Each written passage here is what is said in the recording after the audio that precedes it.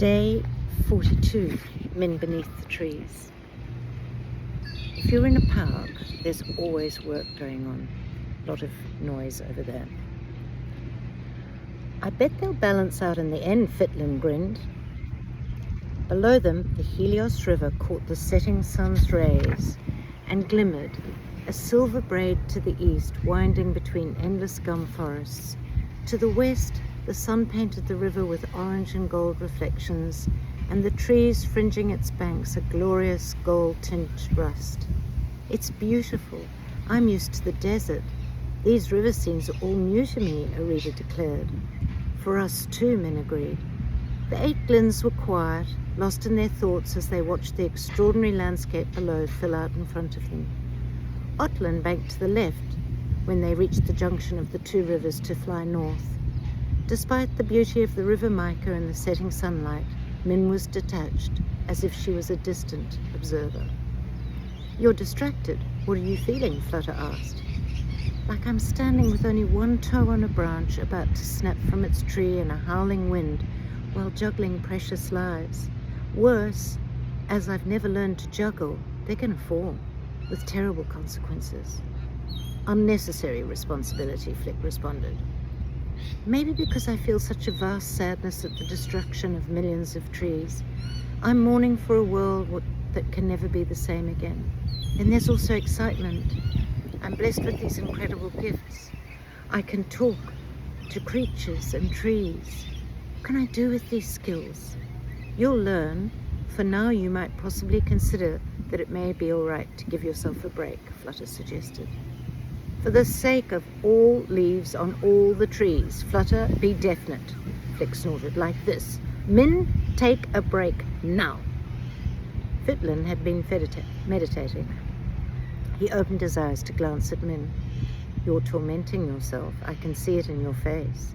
You need to conserve your energy. I've been speaking to the ancestors. They say that the Great Orb has always suffered every kind of tragedy and recovered. We should take hope from their collective wisdom. You're both absolutely right, she replied. Both? Have you cloned me? Another one of your mighty arsenal of gifts, is it, Min? Fitlin asked dryly. Min laughed. I wish I could, Fitlin. What an amazing gift that would be. Sadly, I have not. It was my wings. They advised the same.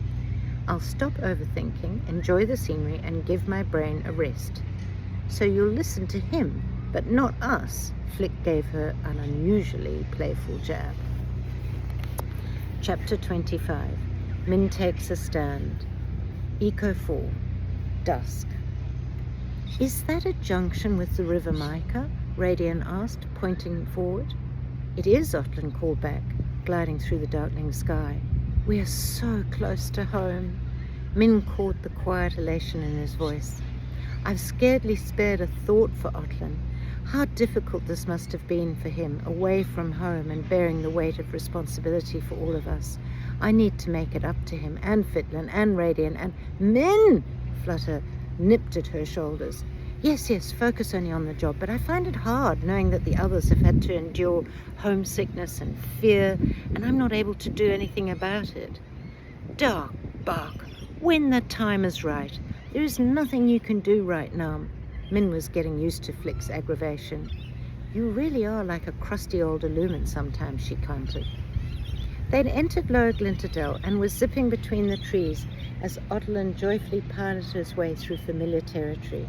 Look ahead, Otlin cried. The far end of Scarpool. A monumental stone structure rose high above the trees in the middle of the valley. In the last rays of the setting sun, the front facade gleamed of rich, fiery red. The bulk behind it disappeared into distance and looming darkness. It's incredible, Min whispered to Fitlin. The colour!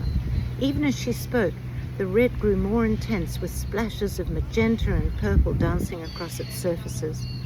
Otlin prepared to land in a huge myrtle beach on the banks of the river Mica. Although the tree was massive, Scarpool's immensity dwarfed it. Welcome to my home, he said as he glided into land on a thick pink branch twisting over the river. Standing in front of him, a magnificent, pure white megowl with sea green eyes waited to greet him. Behind her, a younger, paler version of Otlin stood ramrod straight like a sentinel. Otlin, the white Megal breathed softly, how I have missed you. And I you, Celestra, he answered. He moved closer and placed his cheek next to hers. Like a duet, they started to sing to each other in a series of soft hoots and trills. Shuffling towards the younger Megal, Otlin placed his wings about his shoulders and drew him into their embrace. Min watched them, feeling the lack of her own family like a stab to the heart.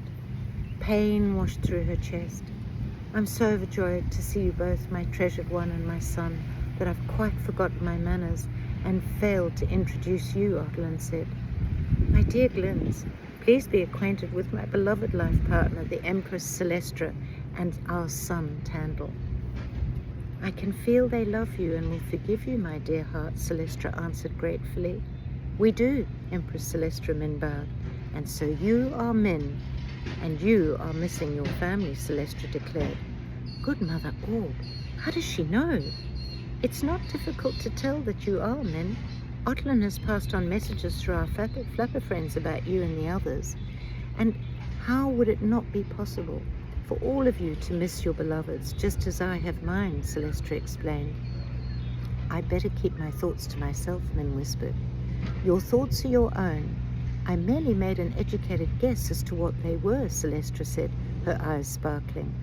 I like her already a lot. Min smiled shyly.